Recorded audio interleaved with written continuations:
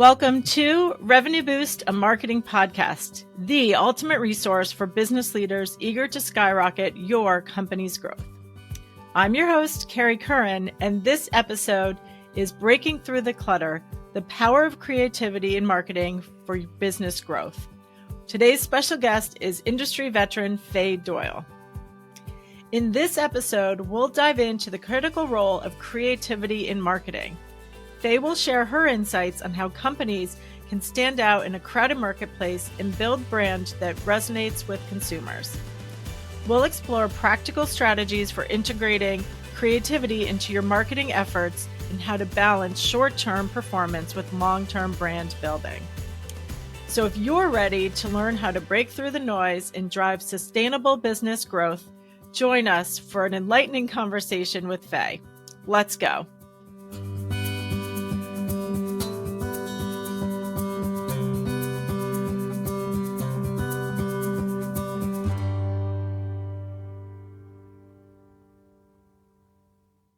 Welcome, Faye. Please tell us a bit about yourself and your extensive experience in marketing. Thank you, Kerry, for having me. So excited to be here. My background spans over 20 years in ad agencies, both large and boutique, in mostly Boston, but also a bit in New York. I also have some corporate marketing experience in the B2B space, as well as in performance marketing. So a little bit of a variety, which is nice. Excellent. I know you've worked with a number of different brands and verticals and business challenges. So excited to tap into your wealth of knowledge today. So I know we've talked about a number of topics, but from the top, like what do you recommend for a company that's focused on building their brand awareness, but also tying it to revenue and brand growth? It's such a good question. And if you're a marketer, you're probably waking up every day and asking yourself that very question. My focus would be the use of creativity. So it's crucial for brand awareness because you need to be able to break through the noise, capture consumers' attention, make sure that anything that you're communicating to them is memorable, so that they can really, when it comes time to make a purchase, they're keeping you top of mind. So creativity, I would say, is the crucial component or ingredient to that. Yeah, and creativity is not just a task or initiative. So how can companies really build creativity into their culture and process to make their marketing stand out? Well, I think the first and foremost thing is that there needs to be internal alignment. Yeah. If there is differing opinions on what the brand stands for, who the brand is, and how the brand is represented, you're not going to be able to get that cohesive and kind of breakthrough, memorable branding opportunity. So internal alignment is absolutely key for that. Yeah. And so, getting that internal buy-in, like how have you done that? Because I know there's always a lot of internal different opinions and stakeholders and egos. Yeah, there's a lot. Everybody has different priorities. I think branding can mean different things to different internal stakeholders. And then how that actually comes to life could mean different things to different people. Trust is really, at the end of the day, what this is all about. So once there is alignment, it's trusting the marketing team to be able to bring that to life in an effective way. But also give some room to try different tactics and see what works. And even more importantly, what doesn't work. You can scale the things that work and you can sunset things that aren't. And that over time gives you focus. It's just constant. And to think about it as almost constant optimization of your marketing strategies and tactics. Yeah. And do you find that when you kind of bring the stakeholders along or involve them, it's a little bit easier to get them kind of their buy-in? Or it's crucial. That is an absolute must. No one likes to be surprised. Everybody would like to participate and influence the direction of where the brand is going to go. And so just making sure that along the way, those stakeholders have an opportunity to react and provide input, and then see their reactions and input be reflected in the next iteration. At the end of the day, everybody's going to be really excited about what was brought to life because everybody had a hand in it. Yeah, they just want to be heard and be part of the process. Now, that makes a lot of Exactly. sense. I'm sure that's easier said than done, but totally get that. Yeah. So, as you're talking to brands today, and I know we've talked a bit about this, it seems like there's, a lot of focus on short-term performance and driving sales as quickly as possible, but there's still the need for long-term brand building. And really the ultimate opportunity is to parallel path the two, but that's not always easy. But talk about your kind of perspective on, the balance between the longer term initiatives and the shorter term. It's so tricky. I believe that there needs to be an integration of both top of funnel brand awareness, communication, as well as mid and bottom funnel. Pure integration. I don't think one works without the other. Yeah. I think in performance marketing, we're really focused on quick sale. But if you don't have a brand that you're building along the way, you're going to hit some diminishing returns with what you're putting out into the market and what you're expecting consumers to take action on. So, sustainable growth requires a balance of both. And that will help you maintain their sales momentum and create loyalty and repeat and retention. Yeah, I think about that a lot when I get, say, a social ad that's just promoting discount, 60% off for a brand that I've never heard of or had any relationships to. And it's like, I don't even know, like you're already negotiating against yourself, offering me, that's not your brand and value prop if you're just going out of the gates with discounts. So exactly. I get it. But at the same time, like you're saying, it's that companies and brands are just, there's a huge focus on trying to drive those sales and getting brands, and I know your clients, to see that and integrate or invest in the upper funnel and the branding. So how do you convince a skeptical CFO or executive team about the value of that long-term investment? Well, I've never met a CFO that isn't skeptical. Let's start there. And that's for very good reason. Yeah. I think in marketing, we need to make sure that we're justifying the investment. Yeah. And in order for us to do that, we need to be providing everybody clear metrics that everyone, key stakeholders, but most especially the CFO, can agree on and say, at the end of this, we're going to agree whether this was successful or not based on these things. And that's up to, it's almost like the marketing team needs to market their marketing plan. You have to show how you're measuring success, what the importance is about increasing brand awareness, make sure that you've got really tangible metrics on, we're starting here with brand awareness, we're going to go here. Or at least that's what our goal, and here's what our tactics are to be able to deliver on that goal. Yeah. But making sure that there's tangible, quantifiable results that are associated with any sort of marketing activity you're doing. And then also doing some education on why some of this stuff is important, because a lot of these tactics sometimes don't have an immediate return. Right. And so it's not just saying, here's what we're doing and here's how we're measuring it. It's also explaining why these things are important.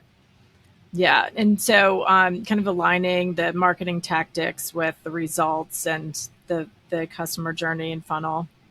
Yes, exactly. Yeah. Exactly. And so how do you have an approach or recommendations for like kind of showing metrics or success for kind of those upper funnel branding initiatives that can't be measured as much as a paid search click? Yeah, I mean, again, going back to education, context, the reasons why certain strategies and tactics are what the role is of a lot of those tactics, and making sure that everybody is informed and that you're being transparent. that's vital. We always need to be explaining the why behind our strategies. We don't just create things and say, here's what we're going to do, and here are the inputs that went into it. It really helps to level set on why this type of approach is going to be important for the business. So yeah, I think balancing those long-term efforts with quick wins will help kind of prove out the immediate impact. Yeah, no, it's so important. And I know I think about that a lot. Like just because you can't tie it to a specific sale doesn't mean that initiative didn't, impact the customer and drive that. Exactly. Yeah. So I know we talked a bit about kind of the importance and getting the buy-in, but talk a bit more about the importance of that brand, creative brand identity to break through the clutter. Yeah, I mean, it's such a great question. And as we know, many different brands have different interpretations of how they convey themselves. I think integration across every single touch point is absolutely crucial. And it's not just consumer facing communication. It's also internal communication, employee engagement, making sure that any sort of earned media or press is, that any activity that we're generating earned media from is kind of consistent with the values and the mission and vision for the brand. Yeah. So across all the funnel, they all have to work together. And in many cases, they all need to be firing and working together. Yeah. And I know we talked a bit too about just those fundamentals and how just there's kind of a lack of appreciation for the importance of that in the process. Like, have you seen that turning around at all? I feel like this is kind of a pendulum swing. Yeah. I mean, there is a reason why marketing, it's sounds silly to say, but there is a reason why marketing has existed for many, many years. And it works. It is required in order to achieve that sustainable growth. And there are fundamental building blocks like the funnel that we can't walk away from. We're always challenged to reinvent and innovate. But there's also a reason why the fundamentals are what they are. And that's your base. So always have to go back to that. And once that's checked off, go and innovate and reinvent and try something different all day long. Yeah. No, it's so important again, to, like you're saying, it's just, there's a lot of noise out there in creating that brand and that experience. Great. And I know you're talking to, you have a lot of clients and you're talking to a lot of brands. Are there any other key business challenges or just growth or marketing challenges that you're hearing frequently? I mean, it's a lot of it is very consistent with what we've been hearing over the last 10 or so years. Consumer sentiment when it comes to the economy, a cluttered marketplace. The pressure for marketers to deliver short-term results in a significant way. The good old data analysis paralysis problem persists. And in fact, I think the data analysis paralysis takes our attention away from what the true goal needs to be. I mean, we can spend a lot of time swimming in data and trying to figure it out, when sometimes it's helpful to just, pull out of the numbers, look at things at a more broad level, and then make an informed decision on how to proceed. It doesn't need to be perfect. It needs to be good and ideally great. But it needs to also be consistent too, in terms of presenting yourself to a consumer. Yeah, no, I agree. I've seen, brands so focused on the metrics that they turned off upper funnel and mid funnel initiatives because they couldn't prove the incrementality. And to your point, it's like you need to be doing that, building that engagement with your target audience, and while you're investing in the lower funnel kind of more quick wins. And I think that's just the most important aspect of integration in marketing today. But we know that's not always always the case. Going back to the beginning of our conversation, yeah, using what you have in front of you with a higher degree of comfort with creativity, yeah, and expressing the brand in ways that are memorable. Like that's, it's the creativity and the tactics, and then how do we measure the impact of that work? Yeah. And what else are you hearing these days? Good question. I have heard strain from multiple sectors. Yeah. Cost of goods is rising, of course. Like I said, the economy, inflation, all of that is having a domino effect across every single sector. Yeah. And consumers are skeptical. I also think this is tough with it being a presidential election year. I'm finding that there are clients that want to kind of just pause and see what happens over the next 6 months. Not invest significantly in any direction because there's so much uncertainty about what's going to unfold in the fall. Yeah. But what's your recommendation to those brands? Or what would be? It's a good question. I think their concern is valid. Yeah. I would be concerned about shutting things off completely. And I also think that we, as marketers, can take an educated and informed bet on what we should be doing in this time of, in this kind of volatile time. Because here again, consistency, integration, activity, consistency. Right. And being out there, and to your point of like being consistently out there in a way that's helps you stand out, that's going to be valuable in the long run, because it's that things will settle down and you don't want to be left behind or left out of the kind of consumer mindset. So exactly. Exactly. That's what they said a lot about that during the recession. We had a lot of clients in the 2008, 2009 timeframe saying, what should we be doing? And I stand behind our perspective, which was you have to keep going, because that shows brand strength.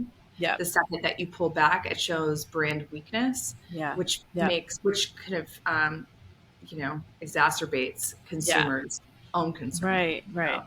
Yeah.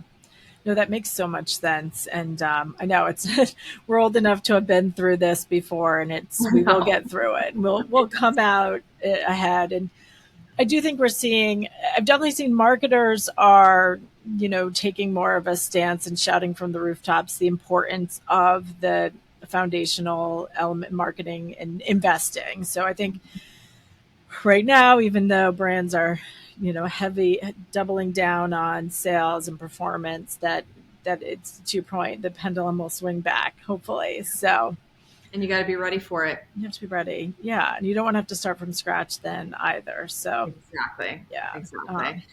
Great. Yeah. So any final thoughts on kind of the importance of integrating your brand awareness and strategy with your overall growth strategy and business goals? The only other thing I would say is I have a lot of excitement and energy around new startups, technology,